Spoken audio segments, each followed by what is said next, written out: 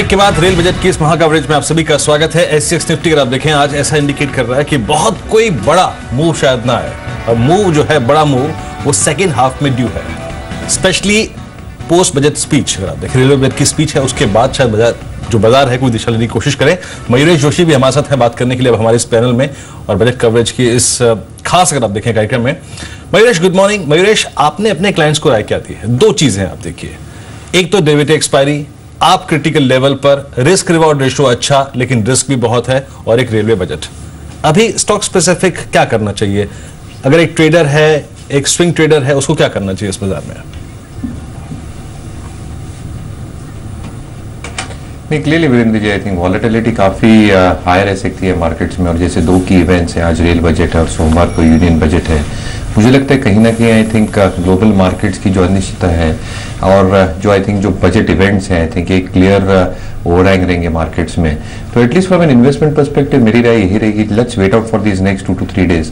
Railway budget क्या लाता है, यूनियन बजट क्या लाता है, उसके बाद ही एक बार कॉल लेना चाहिए मार्केट्स में। और अगर लॉन्ग टर्म इन्वेस्टर्स को कॉल लेना ही है तो मुझे लगता है 10 से 15% ही इन्वेस्ट करनी चाहिए। स्टॉक स्पेसिफिक एक्शन होना चाहिए, एंड ट्रेडर्स मुझे लगता है I think only professional traders should probably trade in the market. Volatility और स्विंग्स इतने वाइल्ड है मार्केट्स में, मुझे लगता है स्टॉप लॉस इधर साइड पे हिट हो सकते हैं। जी मानस, BEML एक ऐसा शेयर रहा है जिस पर ज्यादातर ब्रोकर हाउसेस और एक्सपर्ट्स ने खरीदारी की राय दी है बजट के लिहाज से, लेकिन टेक्निकली आपको शेयर कैसा लग रहा है? 2 सेशंस में अच्छा मूव दिया है इसने? देखिए, एक बड़ी गिरावट हमने पहले ही देखी, करीब 400 रुपए 1350 रुपए के स्तर से स्टॉक ऑलरेडी गिर चुका था, तो एक छोटा सा बाउंड बैक तो बिल्कुल बनता था, और पिछले करीब 3-4 ट्रेडिंग सेशन में हमने रिकवरी भी स्टॉक में देखी है। बट पोटेंशियल अभी भी लगता है, अभी ऐसा लगता है कि करीब 1100 के स्तर स्टॉक टेस्ट कर सकता है, जो कि 200 दिनों का मूविंग एवरेज है। तो मेरी राय में यहाँ पर भी खरीदारी की जा सकती है, बट अपने स्टॉप लॉसेस 980 के नीचे जरूर लगाए। आशीष, अभी मिड कैप में, स्मॉल कैप में कोई खास स्टॉक जो कि अपने क्लाइंट्स को आप लोगों ने राय दी हो, स्पेशली Q3 अर्निंग्स के बाद, या फिर रिस्क रिवॉर्ड रेशो टेक्निकली अच्छा लग रहा है आपको? देखिए, as a theme I would say हमने जो एक स्ट्रैटेजी चेंज समझा है इस समय मार्केट में, वो ये है कि जो लार्ज कैप्स हैं वीरेंद्र, वो इस समय कुछ चुनिंदा लार्ज कैप इतने अच्छे वैल्यूएशंस पे ट्रेड कर रहे हैं कि बहुत ज़्यादा अग्रेसिवली स्मॉल कैप्स में पोजीशन, नई पोजीशन जिसे कहते हैं, जो मयूरेश भी अभी बता रहे थे कि एक जो रुझान है वो अब मंडे के बाद ही समझ में आना चाहिए। एक एज अ स्ट्रैटेजी हमने जो प्रीवियस लोज हैं वीरेंद्र, जो 6850 के आसपास के जो लोज हैं, वो मार्केट वापस ना टेस्ट करे, वो हमारे लिए बेस्ट केस है। अगर हम यहाँ पर टिक भी जाएं due to railway budget and good budget, considering कि ग्लोबल सिनेरियो अभी भी ब्लीक है, तो हमारा इस समय एक्यूमुलेट करने का जो रुझान है वो सिर्फ लार्ज कैप्स की तरफ है। और वहां पर ITC जैसे स्टॉक्स जो बहुत ज्यादा गिरे हैं due to whatever reason, budget की वजह से, या फिर ICICI बैंक 195 के लेवल्स के आसपास, these are the stocks which we are accumulating right now. जी Mayuresh, mid cap IT space में कल खरीदारी देखी थी हमने, NIT tech, RS software, KPIT technology से शेयर्स चल रहे थे, लेकिन आपके अभी चॉइसेस क्या है मिड कैप IT से? प्रिसाइसली KPIT टेक कैसा लग रहा है आपको? नहीं, क्लियरली आई थिंक जो स्ट्रेस से दीपाली जी गुजर रहा था KPIT tech specifically, I think कहीं ना कहीं स्ट्रेस कम होते जा रहे, जो client specific issues company face कर रही थी, there is low probability of that issue recurring again. However I think mid cap IT में मेरी जो होल्ड की रेटिंग है और जो मैं बरकरार रखता हूँ for the past so many months is बाइंट्री। मुझे लगता है आई थिंक बेहतरीन नतीजे पोस्ट किए थे। अगर हम डॉलर और रुपी रेवेन्यू की बात करें ओवर द नेक्स्ट 2 years, एक कंसिस्टेंट परफॉर्मर रह सकता है, EBIT margins can be maintained eight sustainable levels. और हालांकि वैल्यूएशंस थोड़े एक्सपेंसिव है, इसलिए खरीदारी की सलाह नहीं दूंगा, लेकिन persons are holding on to Mindtree definitely hold on करना चाहिए। जी चलिए, इस बीच अगर आप देखें एससीएक्स निफ्टी एक बार देखते हैं, और आप देख रहे हैं जी बिजनेस पर रेलवे बजट की महा कवरेज, और हमारे साथ इस पैनल में इस वक्त मानस जायसवाल हैं, मयूरेश जोशी हैं, और साथ ही साथ हमारे साथ इस वक्त टेक्निकल आशीष कुकरेजा टेक्निकल और डेरिवेटिव्स पे बात कर रहे हैं और फंडामेंटल से बात कर रहे हैं। साथ ही अगर आप देखें अमोल देते हमारे साथ इस वक्त मुंबई रेलवे स्टेशन से हैं, उनसे भी कुछ देर में जाके बात करेंगे, लेकिन मैं थोड़ा सा एक बार फिर से स्टॉक स्पेसिफिक होना चाहूंगा। कल के स्ट्रेंथ के पॉइंट्स, कल देखिए पूरा बाजार वीक था, लेकिन स्ट्रेंथ कहां थी? मानस, मैं एक बार आपके पास आऊंगा। लुक एट डिशमन फार्मा, 305.80 पे क्लोज हुआ, तेजी अच्छी थी और एक अच्छा बेस था इसके आसपास, 280 के आसपास इसके पास एक अच्छा बेस था। डिशमन फार्मा एक पुल बैक ट्रेड के लिए कैसा लगता है आपको इस वक्त? देखिए डिशमन फार्मा पिछले करीब 10-12 ट्रेडिंग सेशन से 290 के आसपास सपोर्ट ले रहा था और कल भी 290 के आसपास सपोर्ट लेने के बाद रिकवरी देखने को मिली, वॉल्यूम्स थे। बट मेरा कंसर्न केवल 310 और 320 की रेंज है। यहाँ पर बहुत बड़ा रेजिस्टेंस दिखता है क्योंकि 100 दिनों का मूविंग एवरेज और 50 दिनों का मूविंग एवरेज इसी रेंज में आते हैं। तो मैं तो समझता हूँ कि आपके पास है तो बने रहे, 290 का स्टॉप लॉस रखे, लेकिन जो फ्रेश खरीदारी है वो 320 रुपए के ऊपर ही करनी चाहिए। जी, इनफैक्ट डिशमन फार्मा पर भी थोड़ी देर पहले खबर भी आई थी कि कंपनी ने 1:1 बोनस शेयर को मंजूरी दी है बोर्ड ने। 305 पर कल क्लोज हुआ। लेकिन इसके अलावा कल हमने देखा था कि जो PSU स्टॉक्स थे वो काफी टूटे थे। कल आप MMTC, STC, न्यूवेली लिग्नाइट, NMDC ऐसे शेयर्स को देखें तो सभी में कल काफी फॉल था। 8-9-10% तक की वीकनेस आती, सभी शेयर्स क्लोज हुए थे। और कहीं ना कहीं जिस तरह से NMDC, REC, PFC बड़े डिविडेंड की घोषणा कर चुकी हैं, इसी तरह की प्रोजेक्शंस बाकी कंपनियों को लेकर भी है। लेकिन आशीष, इन PSU स्टॉक्स में से कोई स्टॉक जो कि आपको अच्छा लग रहा हो, क्योंकि भले इनके प्राइसेस ने परफॉर्म ना किया हो लेकिन अच्छे डिविडेंड की होप जरूर रहती है। देखिए डेफिनेटली इस समय ये जो रुझान है, आपने जो स्टॉक्स के नाम लिए वो जरूर एक तरह का इंटरेस्ट क्रिएट करता है, लेकिन अभी भी बहुत सारे ऐसे कंसर्न्स हैं जो बने हुए हैं and I don't think that जब तक हम लोग पूरा वो कंसर्न्स इस सेक्टर से रिलेटेड सामने आते हुए नहीं देखेंगे और क्लीन अप होते हुए नहीं देखेंगे, तब तक मुझे नहीं लगता कि बहुत बड़ा रुझान आएगा। या there can be definitely pull back here and there, but कि हम एक सेक्युलर रनअप देखें स्टॉक्स में, वो मुझे अभी नहीं लगता है। तो मैं ये बोलूंगा दीपाली कि इस समय थोड़ा अवॉइड करना चाहिए। एक दो स्टॉक्स और देखते हैं जिनमें कल अगर आप देखें काफी अच्छी तेजी थी, और इनफैक्ट एक और ऐसा स्पेस जिसमें काफी कमजोरी थी। आई मीन आप इस बाजार को स्ट्रेंथ और वीकनेस में बाइफरकेट कर सकते हैं, बांट सकते हैं। कल देखिए क्या हुआ। PNB ने 6 साल का लो लगाया, 6 साल का लो।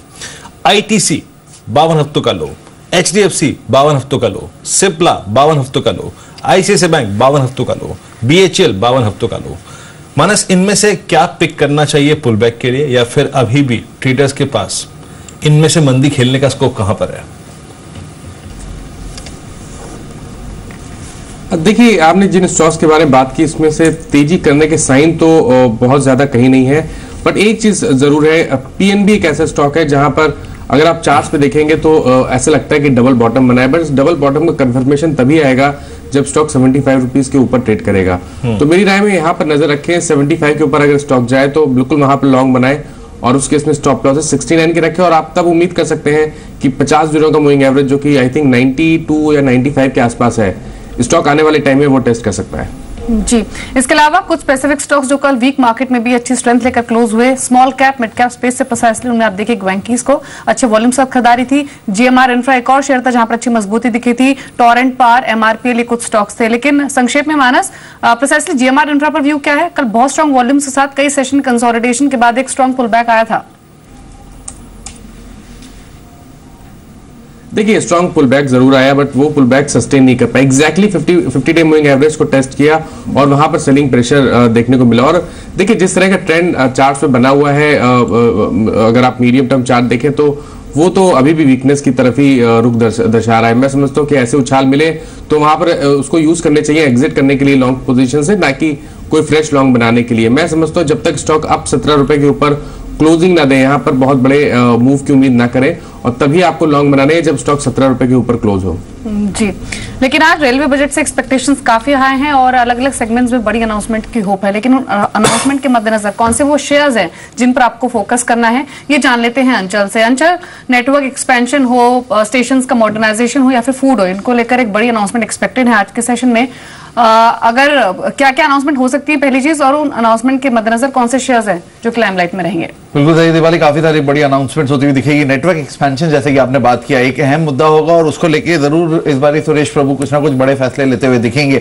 और अगर नेटवर्क एक्सपेंशन जो रेलवे नेटवर्क है उसे बढ़ाया जाता है तो कहीं ना कहीं सद्भाव इंजीनियरिंग ऐसा काउंटर है जिसको फायदा आता हुआ दिखे। KEC इंटरनेशनल इलेक्ट्रिफिकेशन के कारोबार में इसको भी सीधे तौर पर बड़े ऑर्डर्स मिलते हुए दिखेंगे। इसके अलावा अगर देखें तो सुरक्षा को लेकर काफी कड़े कदम उठाए जा सकते हैं, ना केवल स्टेशन पे सुरक्षा, ट्रेन के अंदर भी एंटी कोलिजन डिवाइसेस को लेकर फैसला हो सकता है। कर्नेक्स माइक्रो ये ओवरऑल जनरल सिक्योरिटी टर्म्स में इसके काफी अच्छे कारोबार है और काफी बड़े ऑर्डर्स मिलते हैं। वहीं स्टोन इंडिया और इंटेग्रा इंडिया, इनको एंटी कोलिजन डिवाइसेज या इंटरनल ट्रेन सिक्योरिटी के लिए भी ऑर्डर्स मिलते रहे हैं।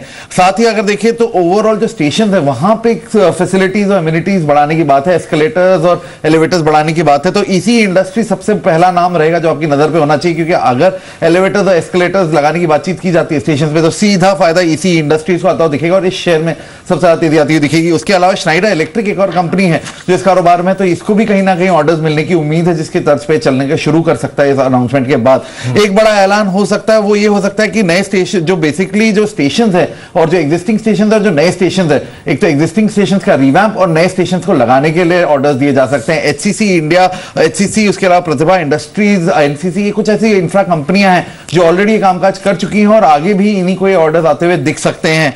अच्छा, एक सबसे बड़ा मुद्दा हमेशा रेलवे के साथ रहा है, वो रहा है खाने को लेकर। जो एग्जिस्टिंग रेल कैंटीन है उसकी क्वालिटी को इंप्रूव करना और ब्रांडेड फूड को इंक्लूड करना, जो न्यू केटरिंग पॉलिसी है। तो कहना है Nestle India, Jubilant foods, Britannia, ये कुछ ऐसे शेयर हैं जिनको ऑर्डर्स आ सकते हैं। जुबिलेंट फूड्स को न्यू केटरिंग पॉलिसी के तहत जो ब्रांडेड खाना है वो प्रोवाइड करने के ऑर्डर्स मिल सकते हैं। तो ये काफी शेयर हैं जिन पर नजर रखना होगा।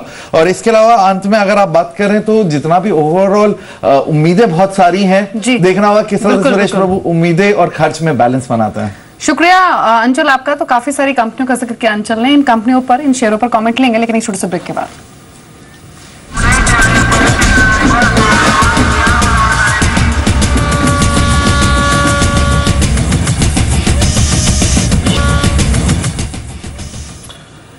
इस बीच आपके स्क्रीन पे ये विजुअल्स हैं, ये भी देख लीजिए। फिल्म अभिनेता संजय दत्त येरवड़ा जेल से अगर आप देखें निकले और सलामी ठोकी इस जेल के दरवाजे को, जिससे ऑलमोस्ट आई थिंक वो समय गुजार के, एक लंबा आधा दशक गुजार के निकले हैं बाहर।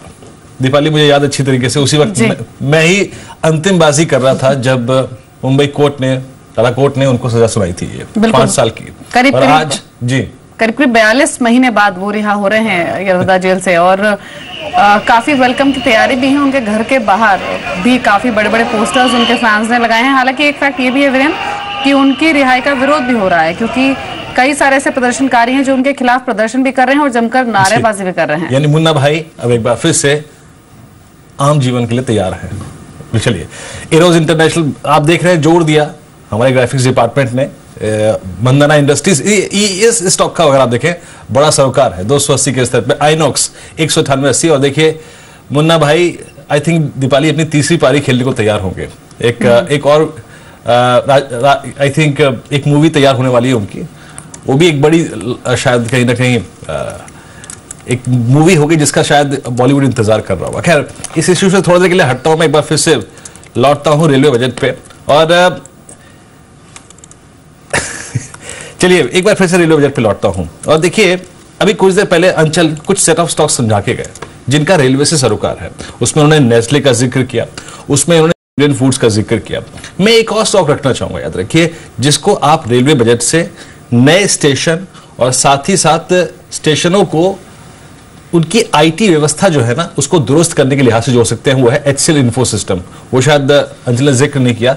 HCL इन्फो सिस्टम इस कंपनी का भारतीय रेलवे के साथ बड़ा एक सरोकार है। जितनी भी आईटी सुविधाएं हैं, आईटी इंफ्रास्ट्रक्चर है, आईटी हार्डवेयर है, ये प्रोवाइड कराती है जितने भी सरकारी डिपार्टमेंट है सरकार के। मयूरेश, HCL इन्फो सिस्टम को आप कैसे देखते हैं? 34-35 का प्राइस है, अपने इस दौर के हाई से काफी रिट्रेस हुआ है। 65 के हाई के अगेंस्ट लगभग 34 पे कारोबार कर रहा है। क्या आपकी नजर रहेगी इस स्टॉक पे? डिस्क्लेमर वीरेंद्र जी हम कवर नहीं करते, लेकिन हाँ जैसे आप कह रहे हैं आई थिंक जो ऑर्डर्स और टेंडर्स होते हैं काफी सब्सटेंशियल काम करती है सिस्टम इंडियन रेलवेज के लिए। लेकिन अगर कॉम्पिटिटिव बिडिंग पे ऑर्डर्स निकलते हैं तो शायद I think they might face competition. So I think we not cover the stock, but I think ये फैक्टर्स सारे इनके फेवर में शायद काम कर सकते हैं। जी, फैक्टर्स इनके फेवर में है। मानस, मैं एक टेक्निकल नजरिया चाहूंगा। मैं भी इस स्टॉक को बहुत दिनों से देख रहा था टेक्निकली। आपकी राय क्या होगी? किस जोन में आप इसको खरीदना चाहेंगे? रेलवे से जोड़कर हमने इस स्टॉक को देखा है सुबह सुबह। देखिए, अगर चार्ट्स की बात करिए तो चार्ट्स तो अभी भी वीक ही लगते हैं। कोई बहुत बड़ी उम्मीद नहीं रखनी चाहिए और हाई लेवल पे सेलिंग प्रेशर लगातार देखने को मिल रहा है। केवल एक पॉजिटिव बात कह लीजिए या तो आप एक आने वाले टाइम में सपोर्ट की बात कर लीजिए तो वो सपोर्ट दिखता है करीब करीब 30 रुपए के आसपास, क्योंकि पिछले साल भी अगर आप देखिए तो 2 बार ऐसा हुआ कि स्टॉक ने 30 रुपए के आसपास सपोर्ट लिया था। इसलिए अगर वो लेवल्स ब्रेक होते हैं तब तो दिक्कत रहेगी स्टॉक के लिए, क्योंकि 30 रुपए के नीचे जो नेक्स्ट टारगेट आता है वो करीब करीब 20 रुपए के आसपास आता है। इसलिए अगर आपके पास लॉन्ग है तो 30 रुपए के स्टॉप लॉस जरूर लगाएं, और मैं समझता हूँ फ्रेश लॉन्ग आपको तभी बनाने हैं जब स्टॉक अपना 50 दिनों का मूविंग एवरेज जो कि इस टाइम 42 के आसपास है उसके ऊपर क्लोज हो। जी आशीष, बायबैक न्यूज फ्लो से जुड़े हुए 2 शेयर्स पर आपकी राय में लेना चाहती हूँ। एक तो जस्ट डायल जिसका बायबैक आज ओपन होगा, और दूसरा स्मार्ट लिंक जिसकी बोर्ड की मीट है नेक्स्ट वीक 29 फेब को, और उस बैठक में इक्विटी बायबैक पर डिसीजन लिया जा सकता है। दोनों शेयरों पर आपकी राय क्या है? देखिए जस्ट डायल तो एक बहुत ही इंटरेस्टिंग जोन में है इस समय, क्योंकि जो भी प्रोडक्ट सामने लाए हैं डिलेड है, मतलब मैं इस जो भाव आ चुके हैं उसके हिसाब से ये सब चीजें बोल रहा हूँ। You know not that I am favouring the stock, but definitely in levels पे कंसिडरिंग कि जिस तरह का कैश है बुक्स में, और आप एक थोड़ी स्ट्रैटेजी चेंज कर रहे हैं नए प्रोडक्ट्स के साथ, सर्च प्रोडक्ट्स के साथ, तो यू नो कहीं ना कहीं मुझे लगता है कि वो देखना पड़ेगा, क्योंकि वो कैसे बिल्डअप होते हैं। Buyback is a non event really, you know there is nothing more to it. Stock के फंडामेंटल इस समय बहुत जरूरी है, और इस समय कंपनी शायद रिवाइवल मोड पे है, और कुछ ना कुछ ऑर्गेनिक तरीके से भी आगे बढ़ सकती है, और it is a high time they do it in next few months, जहां पर थोड़ा एक अपटिक आ सकता है। Otherwise there is nothing too much to just dial. I am not recommending any buy at these levels because of this. बिल्कुल देखिए, and smart link is a stock which I don't track with. Smart link आप track नहीं करते, और just dial को लेकर जो बात कही यहाँ पर मयूरेश आशीष ने, वो बड़ी बात है। सिर्फ आप इसको बायबैक से जोड़ के मत देखिए। कंपनी का कारोबार इस वक्त ऐसी स्थिति में है कि वो इन्वेस्टर को, इंस्टीट्यूशन को अपनी तरफ अट्रैक्ट करे ना। आई थिंक उस प्रोस्पेक्टिव से बाजार मैनेजमेंट से कुछ जानना चाहता है। मैं इसी स्टॉक पर बात करूंगा। एक छोटे से ब्रेक का वक्त है, ब्रेक लेकर तुरंत हाजिर होते हैं।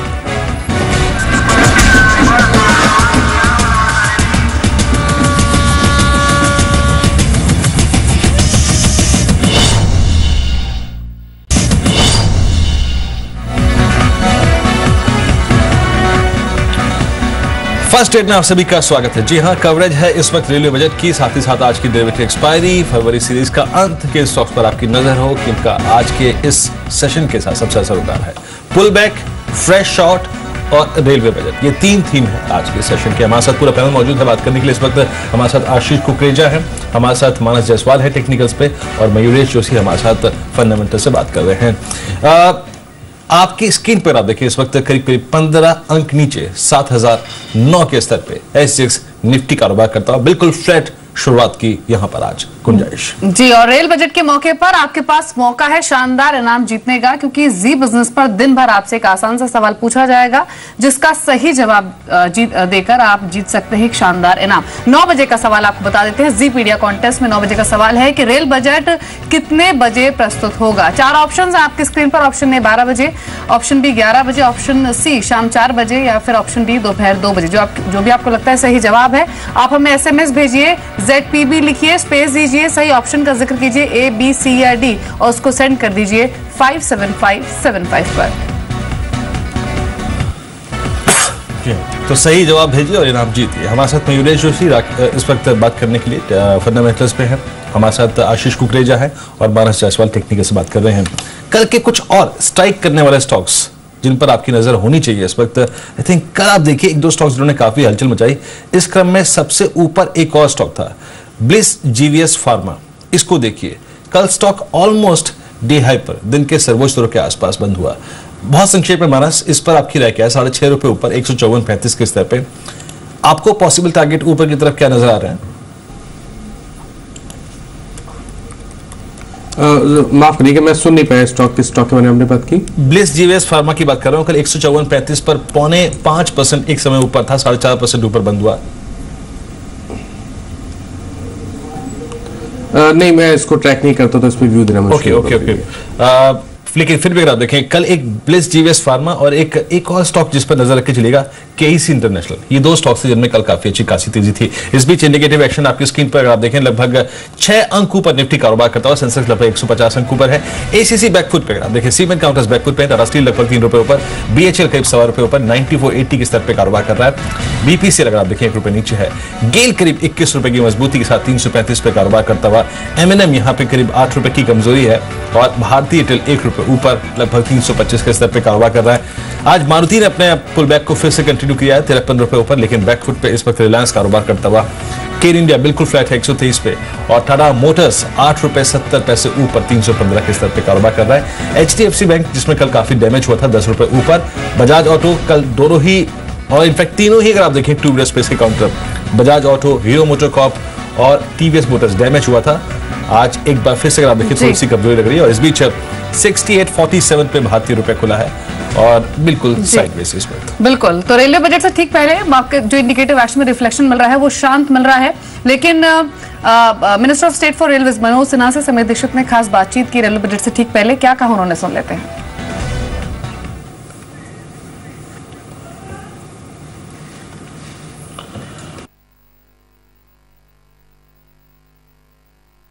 हमारे साथ बातचीत बोलेंगे, हमारे साथ बातचीत करने के लिए है रेल राज्य मंत्री मनोज सिन्हा जी। सर, ये बजट कैसा बजट होने वाला हो, कैसा बजट रहेगा सर, आपको क्या लगता है? भारतीय रेल को ट्रांसफॉर्म करने वाला बजट होगा और देश के आम आदमी को केंद्र बिंदु में रख करके बनाया गया बजट होगा। क्या सभी की अपेक्षाएं पूरी होंगी इस बार के बजट से? एक आखिरी कमेंट। दोपहर बाद इस पर बात करेंगे। धन्यवाद सर। रेल राज्य मंत्री का कहना है कि ये जो बजट होगा ये रेलवे को ट्रांसफॉर्म करने वाला बजट होगा और लोगों की उम्मीदें जरूर इस बजट से पूरी की जाएंगी। कैमरामैन तेज सिंह के साथ समीर दीक्षित, दिल्ली, जी मीडिया। ट्रांसफॉर्म करने वाला ये बजट होगा तो बहुत सारी चुनौतियां हैं और देखिए सबसे बड़ी चुनौती ये भी है कि जो ऑपरेटिंग रेशियो है रेलवे का वो इस वक्त बहुत खराब है। विश्व मानकों से अगर आप देखें काफी ऊपर है और इसको कैसे ठीक करना है, दुरुस्त करना है, सबसे बड़ा बाजार का फोकस यही रहेगा। और 7वें वेतन आयोग की सिफारिश के बाद ये ऑलमोस्ट 102-103% चला जाए इस बात की संभावना भी है। तो रेलवे मंत्री के सामने बहुत बड़े चैलेंजेस हैं और आई थिंक जिस सुबह से जिस चीज पे हम बात कर रहे हैं ना वो ये है कि इनका कॉर्पोरेट्स और प्राइवेट कंपनियों के साथ जो सरोकार बिठाना है इनको रेलवे के विकास के लिए वो बहुत जरूरी है और बाजार की नजर उसी पे ही होगी, सिर्फ रेलवे की मॉडर्नाइजेशन एक्सपेंशन पर।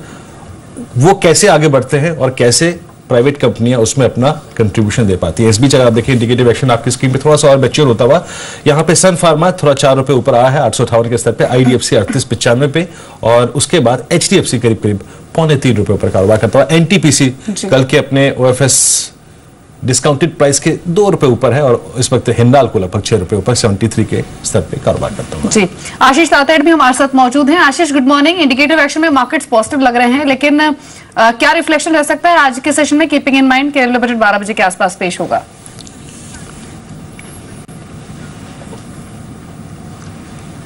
जी, अगर आप देखो एंटायर सिनारियो रेलवे बजट से अपेक्षाएं जितनी है उतना मार्केट कहीं ना कहीं डिस्काउंट कर चुका है in terms of stock price performance.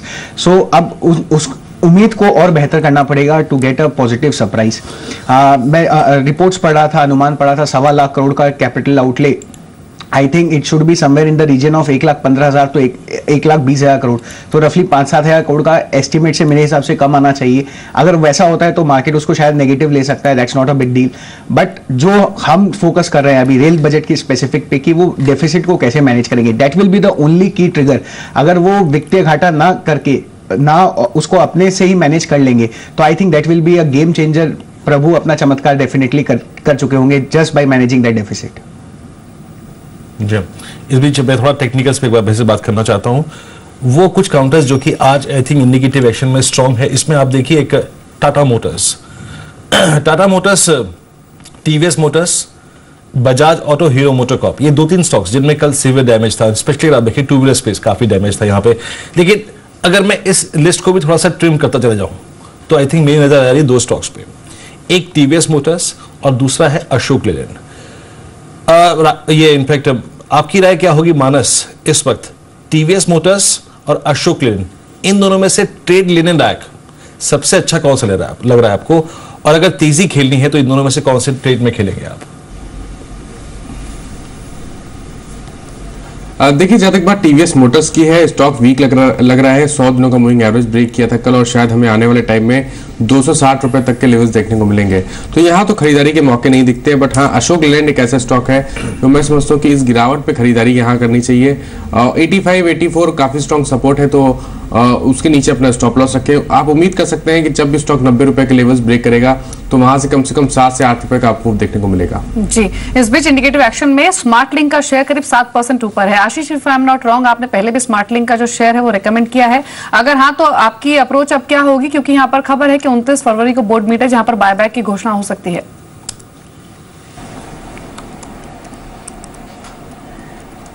Smartlink का बात करो तो हमने 60 रुपए पे रिकमेंड किया, 80 पे भी रिकमेंड किया। हमारा इसका fair value target 125 and above था। उसका सिंपल लॉजिक ये है कि कंपनी के बैलेंस शीट में 125 रुपए पर शेयर के कैश पड़े। तो जिस तरह का बायबैक का न्यूज आया है, हमें लगता है कि कहीं ना कहीं वो डेफिनेटली पॉजिटिव रहेगा स्टॉक के लिए। और करीबन अगर 125 के नीचे अगर कंपनी बायबैक लाती है तो I don't think it should be a good idea to even tender the stock.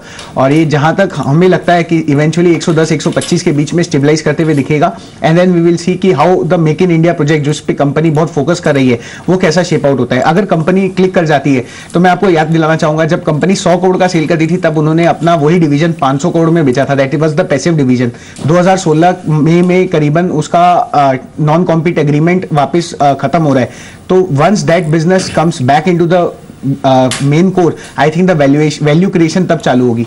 तो यहाँ पे आप डेफिनेटली इसको होल्ड कर सकते हैं और हमारा लॉन्गर टर्म व्यू इस पे अभी भी पॉजिटिव है। जी, इस बीच आप देखिए सिमेंस 993 के स्तर पे, ये 3 प्रोस्पेक्टिव स्टॉक को देख के चलिएगा। देखिए रेलवे बजट, दूसरा आपको याद होगा हम एक खबर दे रहे थे कि इस बजट में जो इक्विपमेंट्स होते हैं, pharma equipments, health care equipments जो होते हैं उन पर उनको प्रमोट करने के लिए, उनके लोकल प्रोडक्शन के लिए सरकार कुछ इंसेंटिव्स दे सकती है।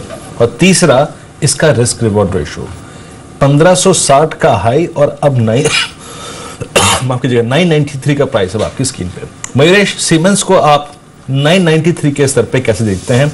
क्या इस वक्त ये स्तर खरीदारी के लिए अच्छे हैं?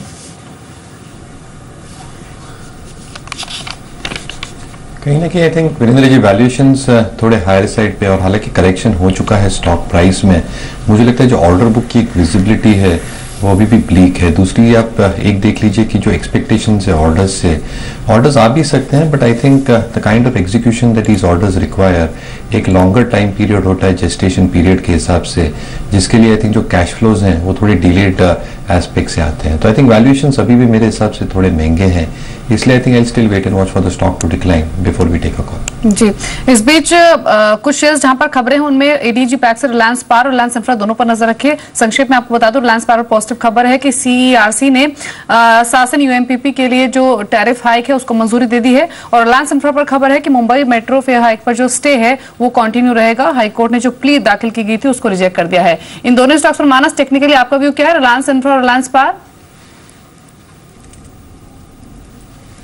देखिए रिलायंस इंफ्रा के लिए सबसे बड़ा हर्डल 440 और 450 की रेंज है।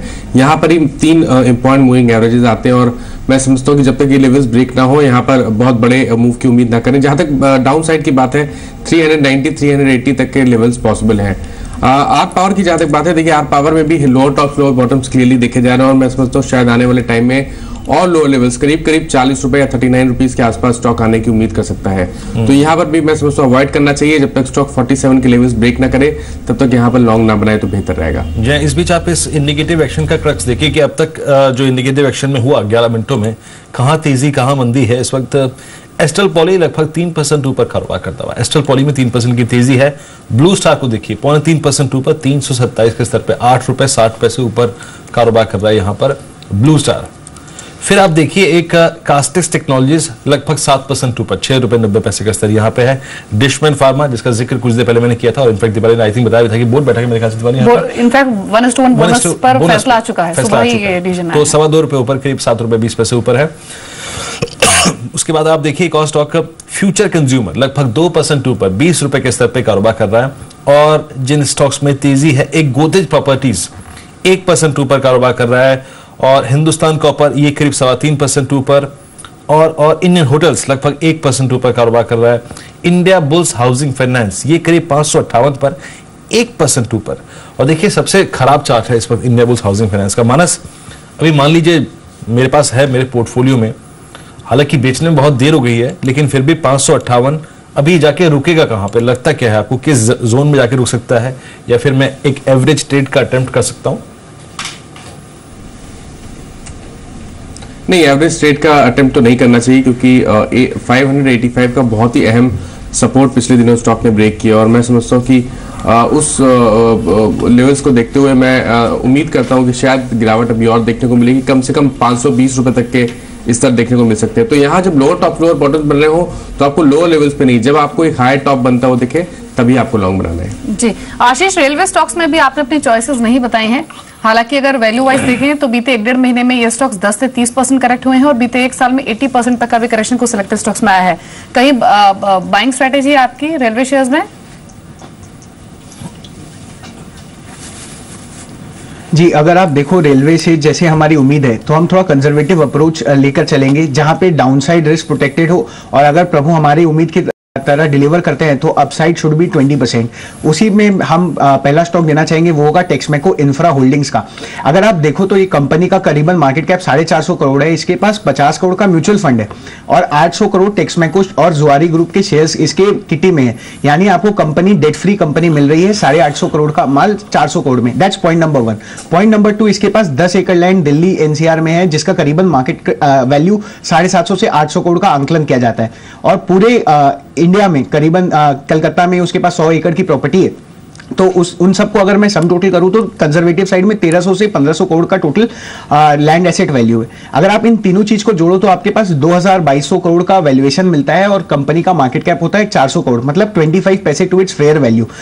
इसी तरह हमने स्मार्टलिंक भी रिकमेंड किया था। अब आप देखो प्रमोटर की holding, promoter has been raising the stake in the company gradually, तो इस हिसाब से हमें लगता है बहुत सेफ स्टॉक होगा। अगर डिलीवर होता है टेक्समेको, टीटागढ़ वैगन सब दौड़ेंगे, तो ये प्रॉक्सी बेट के कारण ज्यादा फास्ट रैली देगा और डाउनसाइड प्रोटेक्टेड रहेगा because of the good asset it owns. जी, इंडिकेटिव एक्शन में एक स्टॉक आप देखिए, हिंद रेक्टिफायर्स करीब 5% ऊपर ट्रेड करा है 71 के लेवल्स पर, और सीधा सरोकार है भी इस शेयर का रेलवेज के साथ, क्योंकि कंपनी रेलवे ट्रांसपोर्टेशन इक्विपमेंट्स बनाती है, कोई भी अनाउंसमेंट अगर होती है नेटवर्क एक्सपेंशन को लेकर तो डेफिनेटली फायदा पहुंचेगा। मयूरेश, अगर आप ट्रैक करते हैं तो कुछ कमेंट करना चाहेंगे हिंद रेक्टिफायर्स पर?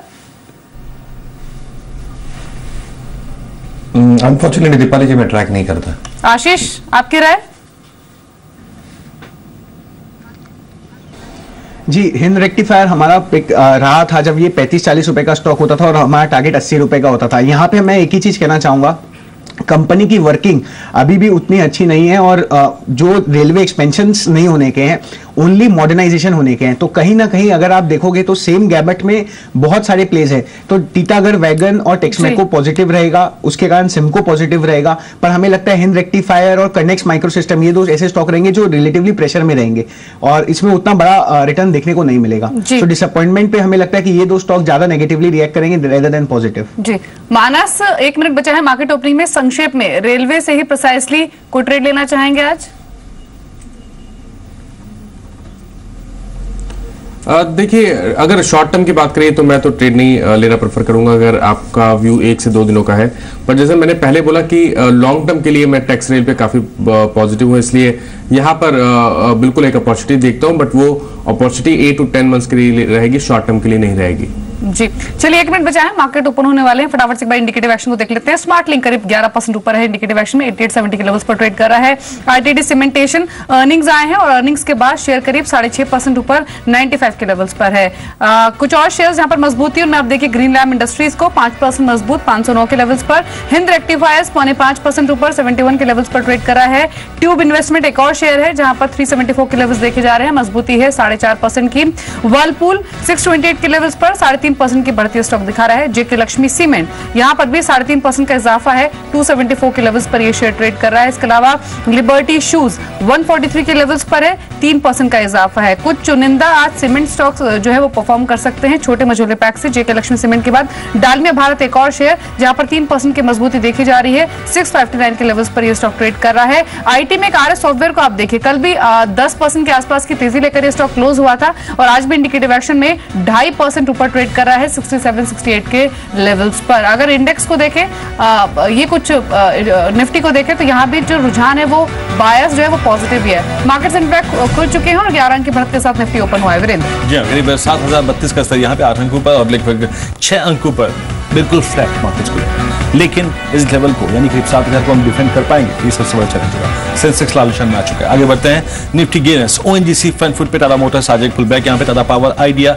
वेदांता, सन फार्मा। तो कुछ डिफेंसिव्स, कुछ ऑटो स्टॉक्स जो है इस वक्त और कुछ अपस्ट्रीम कंपनियों की कंपनियां, अपस्ट्रीम स्पेस की कंपनियां यहाँ पर पार्टिसिपेट कर रही हैं। सन फार्मा 1% ऊपर है। सेकंड स्लाइड में आइए जरा एक बार एग्जैक्टली क्या कर रही है सेकंड स्लाइड, इसमें देखिए लुपिन फार्मा स्पेस का एक और काउंटर, एचयूएल ने पार्टिसिपेट किया, एमएनएम पुल बैक नजर आ रहा है यहाँ पर। उसके बाद अल्ट्राटेक सीमेंट पुल बैक, जी एंटरटेनमेंट 390 के स्तर पे स्टेबल कारोबार कर रहा है लगभग 1.5% की तेजी के साथ। बैंक्स की बहुत स्ट्रॉन्ग प्रेजेंस नहीं है यहाँ पर। आईटीसी बजट के पहले की जो शिवरिंग है, घबराहट जो है वो इस पर अभी भी सवार, लगभग 1% नीचे। उसके बाद बॉश, एचडीएफसी, बीपीसीएल बैकफुट पे, टाटा स्टील बैकफुट पे है, एनटीपीसी बैकफुट पे कारोबार कर रहा है। तो यहाँ पर आई थिंक बैंक्स पार्टिसिपेट नहीं कर रहे हैं पुल बैक में। यस बैंक बैकफुट पे, एचडीएफसी बैंक बैकफुट पे। आप देखिए अब इस वक्त ये आई मीन टॉप गेनर्स में शामिल नहीं थे, लेकिन हाई निशान में खुला है एसबीआई 2.5% ऊपर, 0.5% ऊपर आईसीआईसीआई बैंक, पीएनबी बिल्कुल फ्लैट कारोबार कर रहा है। ये एग्जैक्टली वो स्पेस है जो कि तय करेगा कि हम 7000 के लेवल को डिफेंड कर पाएंगे या नहीं। रेलवे स्टॉक्स को देखिए यहाँ पे, टेक्सपे को लाल निशान में, कल लाल निशान में, टीटागढ़ वैगन 2 रुपए की तेजी यहाँ पे, और करनेक्स माइक्रो यहाँ पर 1 रुपए का इजाफा। उसके बाद अगर आप देखें फर्स्ट ट्रेड में सीमेंस 7 रुपए ऊपर, बीएमएल 7 रुपए ऊपर, पेनार इंडस्ट्रीज बैकफुट पे है, उजास एनर्जी अगर आप देखें बिल्कुल फ्लैट 80 पैसे ऊपर कारोबार कर रहा है। उसके बाद मिड कैप गेनर्स अगर आप देखें तो यहाँ पे Educomp, Adani power, Amtek auto, GVK power, Lanco infra, EIH यहाँ पर तेजी है। उसके बाद Oracle financials, Adani power, Suzlon, IFCI, ये कुछ जो कि गेनर्स में खड़े हैं।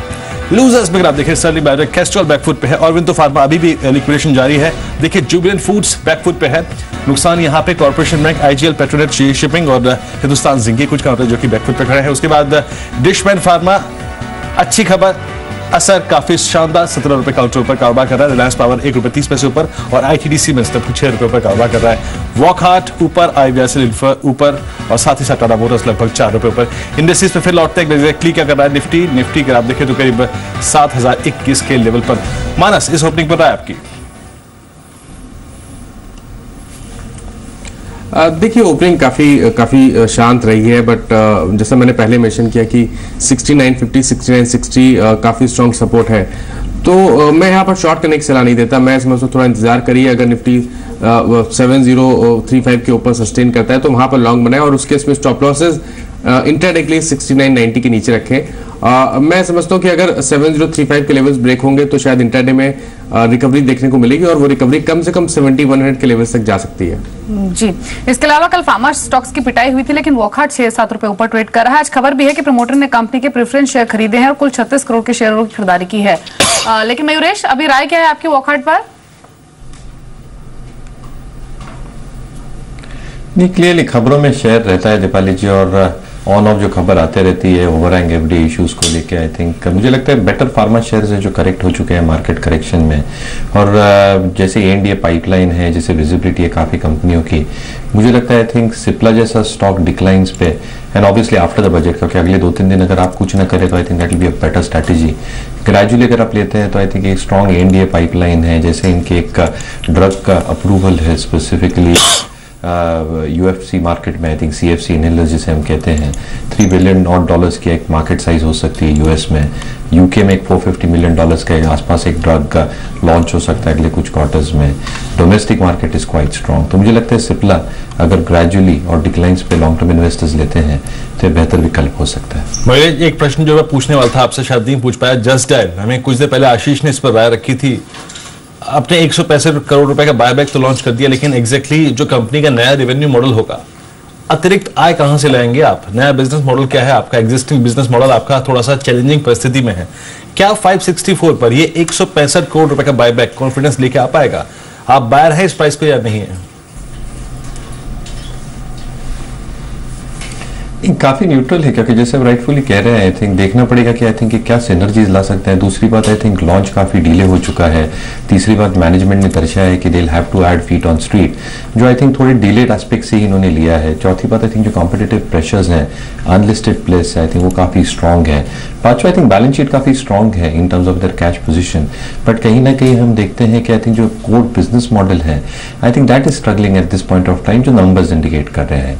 तो clearly I think how the search plus applet is getting marketed, ये बहुत इंपॉर्टेंट एस्पेक्ट होगा। और दूसरा कैसे नंबर्स स्टैकअप होते हैं एटलीस्ट फॉर Q4। तो जब तक ये फैक्टर्स पे क्लैरिटी नहीं आती, मुझे लगता है I think it's not making sense to probably participate in the buyback. जी, इसके अलावा 1:1 बोनस के अनाउंसमेंट के बाद डचमन फार्मा मजबूत खुला है, 5.5% ऊपर ट्रेड करा है 322 के लेवल पर। लेकिन आशीष, मैं आईटीडी सीमेंटेशन पर आपका व्यू लेना चाहती हूँ। 5.5% ऊपर शेयर ट्रेड करा है 94 के लेवल्स पर। एक कंसिस्टेंट आउट परफॉर्मर है, चाहे बीते 6 मंथ्स का परफॉर्मेंस देखिए आप या फिर 1 साल का। अर्निंग्स भी आए हैं जहां पर बिक्री दोगुनी हुई है और मार्जिन में भी 200 बेसिस पॉइंट के आसपास का इजाफा हुआ है। अगर आप ट्रैक करते हैं तो कमेंट क्या है आईटीडी सीमेंटेशन पर? जी, ये स्टॉक हम प्री स्प्लिट भी इसको रिकमेंड करते थे और हमें लगता है कि कहीं ना कहीं अभी भी इसमें वैल्यू थोड़ा सा बाकी है। 110 रुपए का हमारा टारगेट है और अभी भी हम इसमें यही कहना चाहेंगे कि ऑन डिप्स आप लें। आज because of the reaction do not go and jump into the stock. In fact अगर ये आज 100 रुपए तक जाने को दिखता है तो आप डेफिनेटली प्रॉफिट बुकिंग भी कर लें, because over next 6 months we think the market will be either negative, terribly negative और range bound. In both the scenario outperforming stocks पे कहीं ना कहीं प्रेशर आते रहेगा, तो नीचे में आपको वैल्यू बार्गेन करने को मिलेगा। So go for profit booking and buy at lower levels. Manas, आखिरी सवाल पूछूंगा आपसे यहाँ पे। जाते जाते कोई ट्रेड आपके जहन में आ रहा है इस वक्त? एक स्टॉक देखिए, श्री सीमेंट, श्री रेणुका शुगर्स, दो तीन काउंटर जो कि तेजी लेके कारोबार कर रहे हैं। और एक स्टॉक आई थिंक और रखना चाहूंगा, वो है राष्ट्रीय केमिकल फर्टिलाइजर्स, लगभग 1/3% ऊपर है। लेकिन चार्ट के लिए कुछ अच्छा लग रहा है आपको इन तीनों स्टॉक्स में से? देखिए, इन 3 स्टॉक्स की अगर बात करिए तो आरसीएफ एक बढ़िया पिक हो सकता है। पिछले 2 दिनों में हमने करेक्शन जरूर देखा, बट हमें भूलना ये नहीं चाहिए कि एक स्मार्ट रिकवरी करीब 35 से 44 तक हम पहले ही देख चुके थे। तो मैं समझता हूँ इस करेक्शन पे स्टॉक को बाय करना चाहिए। लोअर लेवल्स देखिए तो 34-35 स्ट्रॉन्ग सपोर्ट है, इसलिए मैं समझता हूँ कि वहां पर अपने स्टॉप लॉस लगाएं और आप उम्मीद कर सकते हैं कि आने वाले टाइम में कम से कम 48-49 तक के लेवल्स देखने को मिलेंगे, जो कि स्टॉक का 200 दिनों का मूविंग एवरेज है। जी, चलिए, शुक्रिया मानस आपका शो में शामिल होने के लिए, सभी स्टॉक्स पर अपने कमेंट्स रखने के लिए। मिड कैप आईटी को एक बार देख लेते हैं। हेक्सावेयर पर भी एक ब्लॉक डील भी हुई है जिसमें 7.25 लाख शेयरों का सौदा हुआ है 235 के भाव पर। एनएससी पर शेयर करीब 1.5 रुपए ऊपर ट्रेड करा, 1.5% के आसपास की मजबूती दिखा रहा है। आरएस सॉफ्टवेयर एक और स्टॉक जहां पर कल हमने 10% की बढ़त के साथ क्लोजिंग आते हुए देखी थी और आज भी स्टॉक 3 से 4% की मजबूती लेकर कामकाज करे। इनफैक्ट अब 2.5% ऊपर है। आशीष, क्या रहा है आपकी आरएस सॉफ्टवेयर, हेक्सावेयर जैसे शेयर्स पर?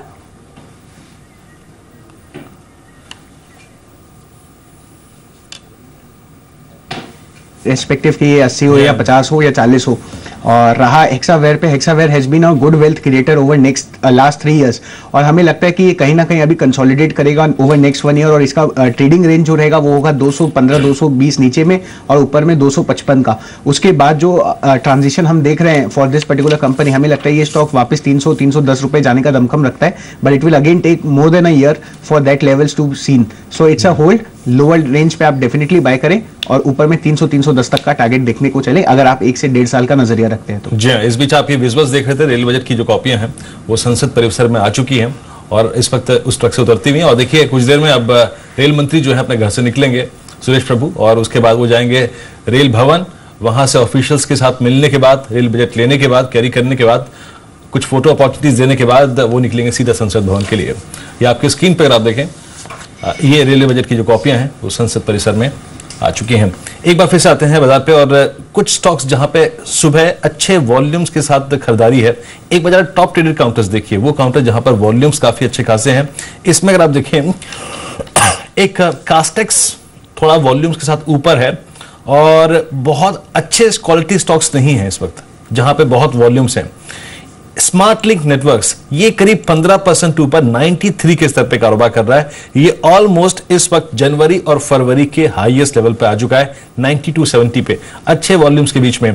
और फिर आप देखिए एमटेक ऑटो 31 रुपए पर कारोबार कर रहा है और उसके बाद एक और स्टॉक जो कि इस वक्त अच्छे वॉल्यूम्स के साथ कारोबार कर रहा है, आईटीडी सीमेंटेशन, दिवाली का जिक्र कर चुके हैं, रिपीट नहीं करूंगा। बीएफ यूटिलिटीज 2% ऊपर, अच्छे वॉल्यूम्स के बीच में, हाई लेवल्स पे। आशीष, ये बीएफ यूटिलिटीज और इनफैक्ट बीएफ इन्वेस्टमेंट्स, 2 स्टॉक्स ये बीते 3-4 दिन से काफी एक्टिव हैं। इन पर अपने क्लाइंट से आप लोगों ने कोई आउटलुक शेयर किया है क्या इन स्टॉक्स पे? 26 जनवरी को शायद राय था, उस दिन हमने BF यूटिलिटी भी वन ऑफ द पिक्स दिया था और हमारा लॉजिक सिंपल था, इसके पास जो एसेट है वो बहुत हेवी है compare to what it is reflecting in terms of इसका जो केस है वो बहुत पेचीदा है। कुछ एक्सपर्ट्स कहते हैं, मैंने जो इस पर्टिकुलर केस को ट्रैक कर रहे हैं या देख रहे हैं, मैंने जिनसे भी बात की उन्होंने कहा कि कहीं ना कहीं it's in favour of BF। सो आप अगर ऐसा होता है तो ये स्टॉक 1000 तक नॉन स्टॉप चलेगा once the case outcome is there and it's in favour of BF investment obviously. तो BF यूटिलिटी और उसके कारण ही BF इन्वेस्टमेंट को भी फायदा हो रहा है and that's why you have seen this steep run up from 425, क्योंकि ये नीचे का जोन हमेशा 400-420 के आसपास आता है और ऊपर 600-650 पे थक जाता है, बिकॉज दोनों तरफ हेड एंड टेल का चांसेस है। 80% प्रोबेबिलिटी आप लेके चल रहे हो इट्स अ BF विन, 20% आप लेके चल रहे हो कि शायद स्टेट गवर्नमेंट जीत जाए। तो उस सिनारियो में ये इस पर्टिकुलर रेंज पे बहुत फियर्स मूवमेंट देता है। अदरवाइज जब तक ये आउटकम नहीं आता है तब तक इसी रेंज में रहेगा। आने के बाद जैसा हम अनुमान लगा रहे हैं it should be positive and in favour of the company and both the stocks will get significantly rerated. अब BF इन्वेस्टमेंट की बात करना चाहूंगा। BF इन्वेस्टमेंट हमारी होल्डिंग वैल्यू कॉन्सेप्ट वाला पिक है और उसमें हमें यही लगता है कि ये नीचे में 100 रुपए और ऊपर में 150-145 रुपए तक जाते हुए थक जाता है। तो वही जोन पे ये अभी भी टिका रहेगा, क्योंकि लोग हमेशा हायर लेवल स्टॉक्स को लेने में डरते हैं, क्योंकि 500-550 का स्टॉक का वोलेटिलिटी ज्यादा रहता है, तो they try to attack the holding company of the company. So इसीलिए ये पर्टिकुलर स्टॉक भी उसके साथ री-रेट हो जाता है। जी, कपिल बाली भी हमारे साथ मौजूद हैं, CEO हैं ये सिक्योरिटीज के। मिस्टर बाली, गुड मॉर्निंग। रेलवे बजट से ठीक पहले मार्केट्स एक रेंज में ही ट्रेड कर रहे हैं, लेकिन अगर आज एक्सपेक्टेशंस को बजट मीट करता है तो क्या स्ट्रेंथ आप एक्सपेक्ट कर रहे हैं या फिर आपको लगता है कि कोई भी अनाउंसमेंट हो शायद मार्केट में रिएक्ट ना करे? Good morning. मेरे ख्याल से ये सबसे बड़ा क्वेश्चन इस वक्त है सबके माइंड में, बट मुझे लगता है कि अगर बजट से एक्सपेक्टेशंस को अगर वो मीट करने वाले अनाउंसमेंट्स होते हैं और स्टेप्स लिए जाते हैं तो डेफिनेटली मार्केट उसके लिए पॉजिटिव रिएक्शन आना चाहिए। इसके चलते क्योंकि बेसिकली क्या है, इस वक्त जो मार्केट में साइडवेज मूवमेंट काफ़ी देर से हम लोग देख रहे हैं आफ्टर अ बिग प्लंज, ये इस बजट इवेंट को भी वेट कर रहा है और डोमेस्टिकली ये वेट पिछले एक महीने से कर रहा है। और अगर आप देखें 1 जनवरी से अब तक मार्केट कोई 11-12% टूट गई है और हमारी मार्केट इस वक्त चाइना को अगर आप छोड़ दें तो it is performing very badly. तो मुझे लगता है ये इवेंट की एक तरह से वेट है और देखा जाएगा कि क्या उसके अंदर अनाउंसमेंट्स होते हैं। मिस्टर बाली, अभी आज रेलवे स्टॉक शायद सेंटर ऑफ अट्रैक्शन है, लेकिन मैं बैंकिंग पर भी आपकी राय चाहूंगा। बैंकिंग पे अपने क्लाइंट्स को आप लोग क्या एडवाइस कर रहे हैं सर, और क्या रोड मैप दिया है अपने अगले 2 महीने के लिए? एवरेज आउट करें अपने आप को या फिर नहीं इस वक्त? बैंकिंग में हमारी राय कंसिस्टेंटली यही चली आ रही है पिछले 2 क्वार्टर से कि दैट इसमें थोड़ा वेट एंड वॉच तो लगेगा, क्योंकि जो एसेट इश्यूज हैं और जिस तरह बैंक्स ने अपने एसेट्स के बारे में और एनपीएस के बारे में डिस्क्लोजर्स किए हैं, आई थिंक इसके चलते ऊपर से बजट में भी अवेटेड है कि रिकैपिटलाइजेशन पे गवर्नमेंट नेक्स्ट स्टेप क्या लेती है, क्या अनाउंसमेंट करती है। आई थिंक उसका भी इम्पैक्ट बहुत है। मेरे ख्याल से शॉर्ट टर्म रैलीज अगर छोड़ दें, अगर लॉन्ग टर्म के बारे में बात करें तो even for medium term I think इसके अंदर अभी थोड़ा सा बैंकिंग में वेट एंड वॉच है, specially in the PSU side. इसके अंदर थोड़ा सा वेट एंड वॉच करके after looking at all the factors in a few days time, काफी न्यूज आएगी, आने वाली है, तो थोड़ा इसमें मेरे ख्याल से सब्र करें। जी, इस बीच रेलवे शेयरों का हाल देखें तो ज्यादातर रेलवे स्टॉक्स खुले हरे निशान में थे, लेकिन एकाएक अब नीचे आ रहे हैं। आप टीटागढ़ वैगन को देखिए, हिंद रेक्टिफास्ट जो इंडिकेटिव एक्शन में स्ट्रॉन्ग नजर आ रहा था वो भी अब नीचे आ चुका है, 4.5% ट्रेड करा है। Kalindee rail, Titagarh wagon, Kernex micro, सभी स्टॉक्स में हायर लेवल से एक सेलिंग प्रेशर इमर्ज हो रहा है। आशीष, रेलवे बजट से पहले इस रिएक्शन को आप कैसे देखते हैं? जी, मैं हिस्ट्री को बताना चाहूँगा before you take any position in railway stocks. Normally क्या होता है कि जितने भी रेल मिनिस्टर्स आए उससे पहले उम्मीदें बहुत ज़्यादा जगी and because they disappointed in terms of deliverance, उसके बाद रेल स्टॉक्स नीचे गिरते हुए फिसले और इतना फिसलते हैं पोस्ट रेल बजट की ऑलमोस्ट 40% ऑफ देयर हाइज उन लोग रिट्रेस होते हैं नेक्स्ट 3 से 4 दिन में। सो ये कैच रहता है जब भी अगर रेल थोड़ा सा भी डिसअपॉइंट करेगा, क्योंकि एक्सपेंशन नहीं है। इस बार रेल बैकड्रॉप किस लिए चेंज है, क्योंकि जो फोकस है, जो बात की जा रही है वो है सर्विस के ऊपर, सर्विस ओरिएंटेड बनाने की। वो है कि कैसे अपना घाटा कम करें और कैसे उसका यूटिलाइजेशन करें, और साथ में capital outlay for betterment, for modernisation. और ये सब कहीं ना कहीं हमें लगता है कि इस बार शायद it will be a different from all other thing.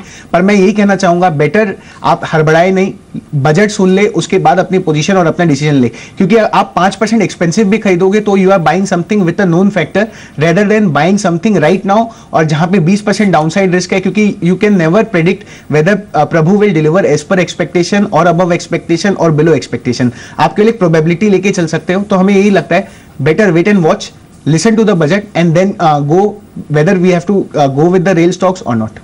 जी चलिए, अब एक और खास मेहमान हमारे साथ इस कार्यक्रम में जुड़े हैं। हमारे साथ पूर्व रेल मंत्री श्री दिनेश त्रिवेदी इस खास डिस्कशन में जुड़े हैं।